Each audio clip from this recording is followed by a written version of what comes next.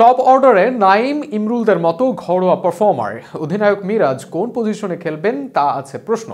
আফিফ অঙ্কনদের দায়িত্ব বড়, বোলিংয়ে দায়িত্ব নিতে হবে রনি হাসানদের, সাথে আছে তরুণ অলরাউন্ডার রাব্বি, এর বাইরে থমাস হাসনাইন গ্রেগরির মতো বিদেশিরা। সব মিলিয়ে টুর্নামেন্টের শুরুর ম্যাচে কেমন একাদশ নিয়ে মাঠে নামতে পারে খুলনা তা নিয়ে থাকছে প্রতিবেদন। ঢাকা মেট্রো হয়ে ফাইনাল খেলেছেন, হয়েছেন আসরের সর্বোচ্চ রান সংগ্রাহক। সেখানে ৩০০-এর অধিক রান করা নাইম শেখ ব্যাটিং করেছেন প্রায় ১৪০ স্ট্রাইক রেটে। এমন নাইমকে বিপিএলেও চাইবে খুলনা দল। খুলনা দলের একাদশে তাই ওপেনিং স্লটে নিশ্চিতভাবে থাকবেন নাইম শেখ। নাইমের সাথে ওপেনিং স্পটে দেখা যাবে খুলনার লোকাল বয় ইমরুল কায়েসকে। এতদিন কুমিল্লায় খেলেছেন, তবে এবার কুমিল্লা না থাকায় খুলনায় খেলবেন অধিনায়ক হিসাবে বিপিএল জয় করা কায়েস। অভিজ্ঞ খেলোয়াড় হিসেবে কায়েসের উপর থাকবে বাড়তি দায়িত্ব, যদিও এবার অধিনায়কত্বটা পাচ্ছেন না তিনি। নম্বর 3-এ খেলবেন আফিফ হোসেন ধ্রুব। জাতীয় দলের এই ব্যাটার উপরের দিকে খেলতেই করেন স্বাচ্ছন্দ্য।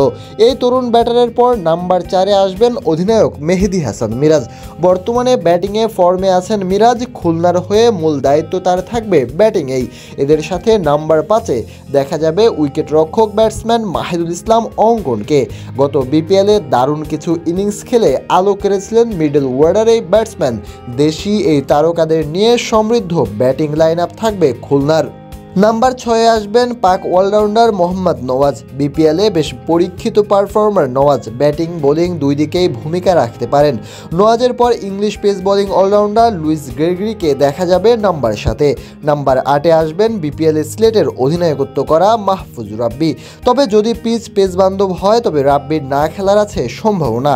সেক্ষেত্রে এক বাড়তি পেসার খেলবে খুলনা। নাম্বার 8-এ সেক্ষেত্রে খেলবেন নাসুম আহমেদ। তবে মিরপুরের পিচে নাসুম রাব্বি দুজনকে নিয়েই নামবে খুলনা টাইগার্স।